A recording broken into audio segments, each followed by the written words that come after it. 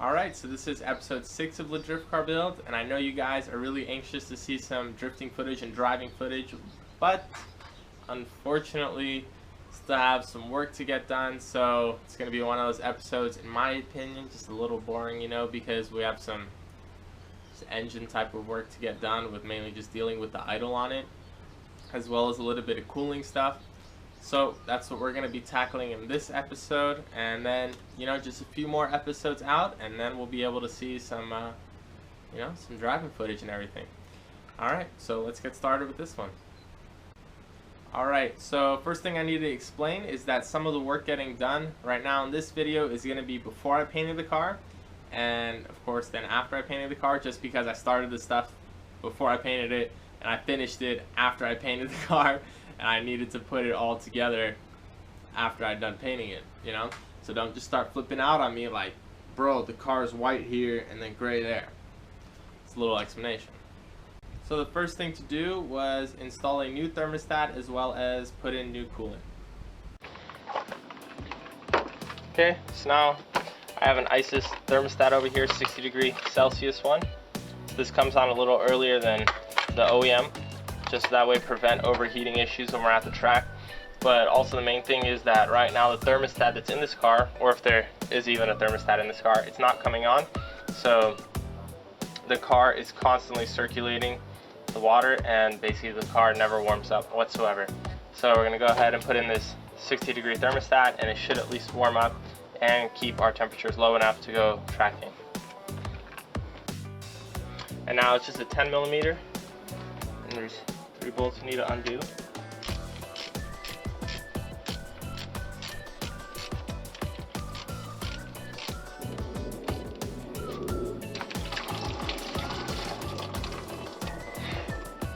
Okay, so the thermostat is just down there. Okay, there's the thermostat removed. Here it is. This is a 76.5°C from Nissan, so there's our faulty unit. And now we can just go ahead and scrape all this old gasket off and sealant, and then once we do that, we can just put the new thermostat in. Okay, so here's the gasket we're using in order to install the thermostat. So basically this is just thermostat gasket. This is by Felpro. You can pick it up usually at Pep Boys or your local auto parts store. And here we have our thermostat as well. And the surface of both the thermostat housing and on the block of the engine have both been cleaned and lightly sanded down, and then also cleaned after sanding down to make sure it was 100% good to go.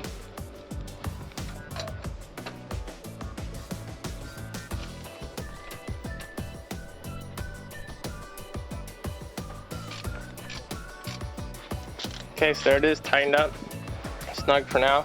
Go ahead and maybe tighten it down a little bit later, but you don't want to over tighten it because it is a gasket.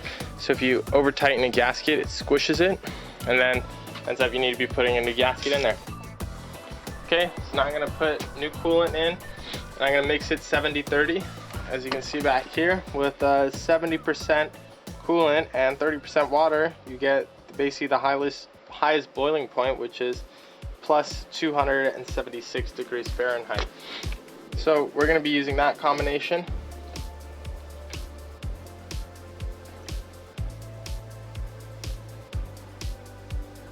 The color looks sick.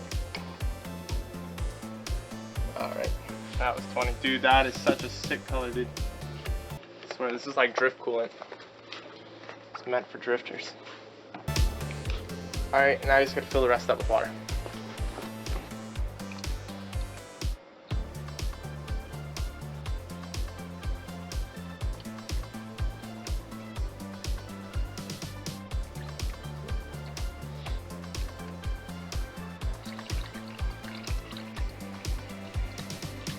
Then of course, after adding coolant, I bled the cooling system as well as topped off the coolant in the reservoir. That's it, we're good to go now. We got a new thermostat in there, opens up, car warms up, got radiator, new coolant in there, and we have it bled, so we are finally good to go. Drive it around, then of course adjust your level accordingly. If you got too much in there, take some out. If you got too little in there, put some more in. Alright, that's it. After doing that, it was found that my Mishimoto radiator had a leak in it. Okay, just a quick little video, because finally got the car running and everything. Look at this beautiful, can you guys see that? Wait, let me show you. Oh yeah, see that though, don't you? Yeah, this radiator, because the car never warmed up because the thermostat was broken in it, so never warmed up. So now that the car actually warms up and builds up pressure, there's like a bajillion holes in there and it basically leaks out. So now I gotta take out the radiator and then go to a radiator shop and then have them patch up any of the holes in there and pressure test it. So that's the funness that I gotta deal with now. I'm not really gonna take any videos of it, just gonna quickly take it out and then put it back in, get it fixed, everything like that. Okay. I seriously apologize for not really taking any video, but here's the Mishimoto out now. Okay, now I'm gonna take it to the shop and then see what happens. Okay, so I got the radiator back now, and here is apparently where it was leaking, like 3 places right there. So we went ahead and welded them up. So now that one's fixed, I'm gonna go ahead and put it back in the car, connect up all the hoses and the fan, and the radiator should be done. Number 1, 2, 3, 4. This is number 5.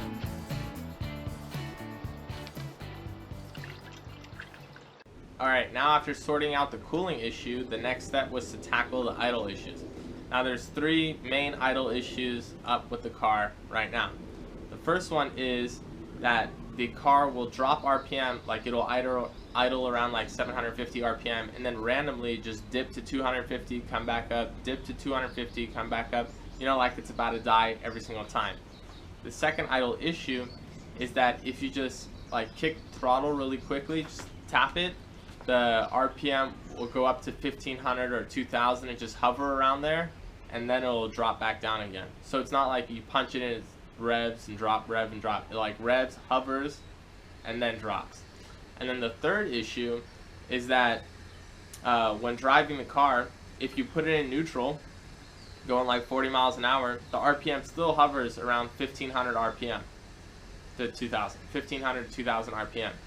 And then once you get to a stop, it'll take basically 3 seconds every single time, and then it'll drop down, no matter what you do. So it's like, if you're in gear, you can stay in neutral. As long as you're rolling, you can roll for 5 minutes and the RPM doesn't drop. As soon as you get to a stop and wait like 2-3 seconds, then the RPM drops again. So the first thing I tested was the mass airflow sensor, and when I did that, all I did was basically just disconnect it, and it puts it in safety mode, the car, and it can only can't rev past 2500 RPM. But once I did that, you know, and just like revving it about a little bit, I noticed that the RPM never once dropped to 250 and rose back up again. It was always a solid RPM. So I basically tested that one and figured out that for the most part, the mass airflow was the one at fault right there.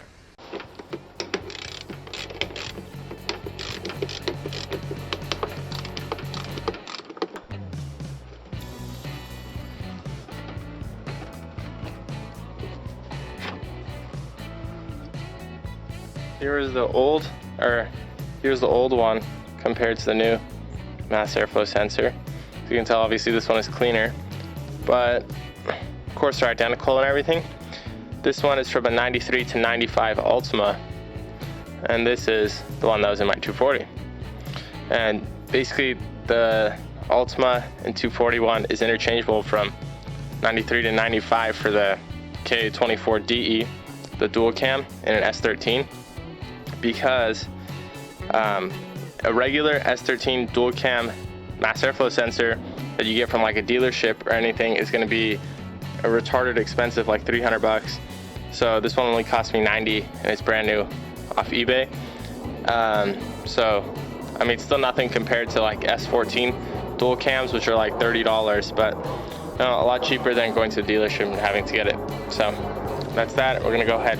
Oh, and then also if you notice that the Altima only has 3 connectors there, while the 241 has 4, but if you actually look at the harness on the car, there's only 3 pins there and not a 4th one. So I'm pretty positive that it is going to work and it is going to fit. So now just gonna put it on the car and it should run fine.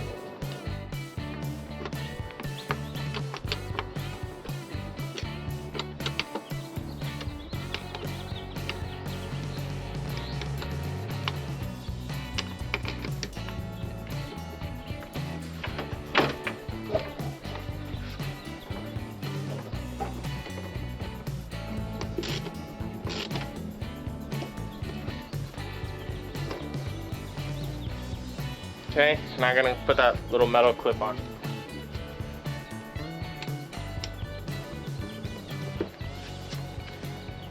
Alright, there we go. So there's our new mass airflow sensor installed. Okay, now I'm gonna be also changing out the air filter that's in here with, you know, just a really generic cone filter, the paper filter. And the reason for that is right now in there is a K&N aftermarket filter, which is like $40. But the K&N filters are, most K&N filters are oiled, so that oil actually ends up like seeping back into the system. And because I just switched the mass airflow sensor, right? If you look at the old mass airflow sensor, inside of here,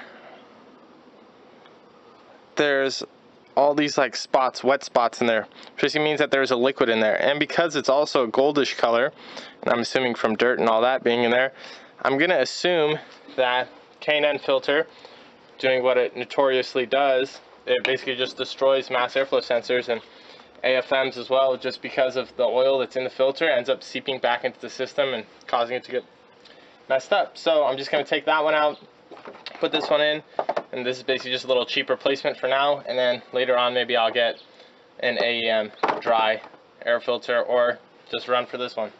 It's always disposable and it's cheap. Okay, so here's our K&N air filter. So you can see right there it says K&N in this direction. So this is supposed to be reusable, but of course you gotta oil them after you wash them and everything. This is all black and dirty on this side, so I'm gonna go ahead and put the paper one in, so that way there is no oil in there. I can guarantee that mass airflow sensor is gonna be safe.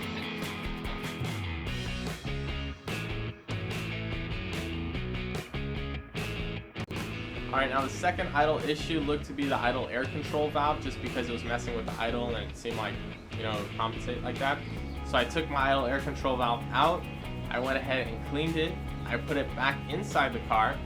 Notice there was basically no change. So then I took it out again, I believe, then cleaned it one more time, then put it back in, still no change. So then I went ahead and ordered a new idle air control valve and went and put that one in.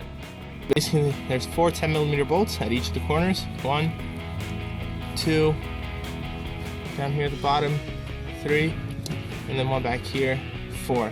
So just a matter of removing those 4 bolts, and then once you do, basically idle air control valve is free to come off once we remove that hose, of course. Here's the IACV removed. Like every single day with this car, dude. Look at this. You see that connector? That's the connector on the idle air control valve, my old one. Okay? And that's on the harness on the car. Connector on this one. Okay? Completely different for both of them. So I can't even bolt up the IACV now, even though I have a new one. And I look on eBay, okay, because that's where I bought this one from, and it's an OEM Nissan one, to go and try and find another one, because maybe I just ordered the wrong one or something. Every single one on eBay has this type of connector. Yet the one on my car has this type of connector, and that's the one that's on my harness. I swear, dude. Alright, so the theory behind why my car has a different hookup for the idle air control valve is because the car is a 91, and in 91 was the first year of a S13 dual cam, or just the dual cam engines in general. So what happened was they were still using the single cam connections except on the dual cam cars, and supposedly somewhere in the 91 range of cars they switched over to the, you know, dual cam sensor in there. So what happened is all the cars like 92 and up for sure have like the proper connectors for a dual cam idle air control valve. However, on my car, still had like the single cam type connectors, except on a dual cam because it was in that transition period between single cam engine and a dual cam engine. So that's the theory. So now I have to swap out my connectors in order to go to proper connectors for the idle air control valve. Okay, so here it is wired up now. The heat shrink is still loose on there, so I'm just gonna see, there's the solder and there's the wire. Just gonna heat up the heat shrink with a little lighter, and then shrinks down to it, and then I'm gonna just wrap this around with electrical tape as well. Just keep it away a little bit more from the heat that are insulated.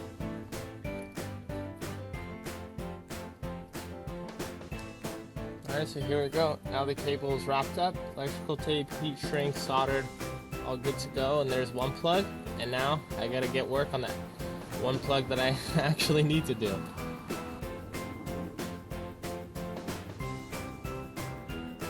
Okay, so here's my bead going across.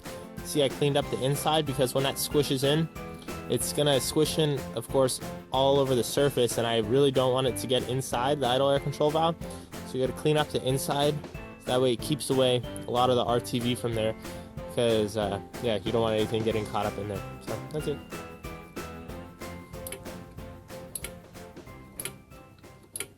The last idle issue was the RPM not dropping when I put the car in neutral, and it would only drop after I came to a stop. And that's because the car still had an auto ECU in it, because of course it was converted from an automatic before.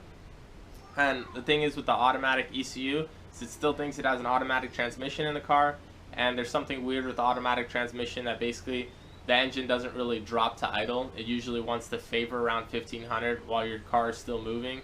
Just, I don't know how it is, just the automatic transmission is like that.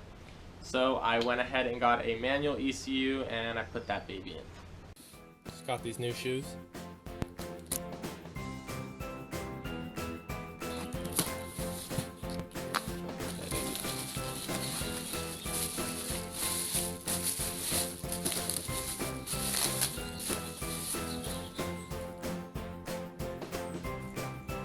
Those are sick, am I right?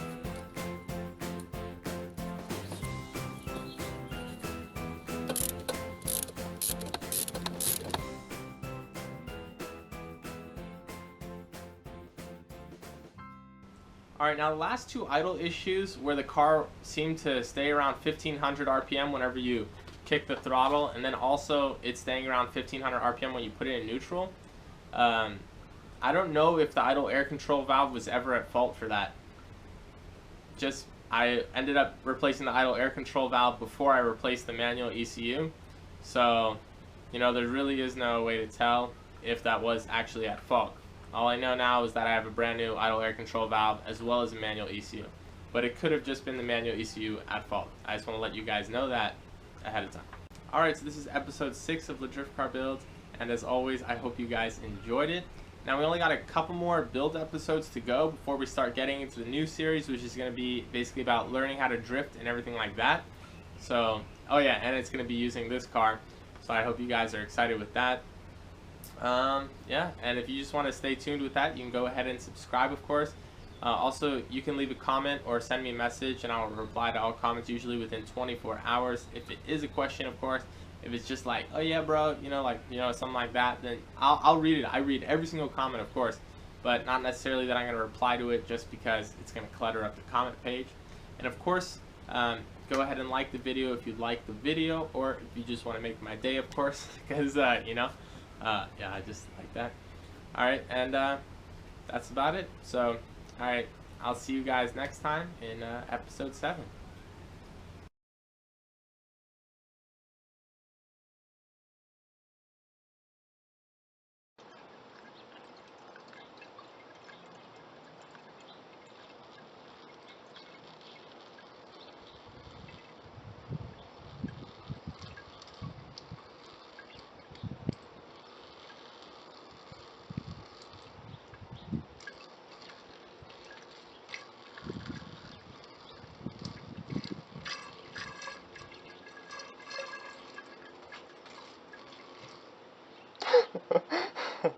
They start like going everywhere. Let's go.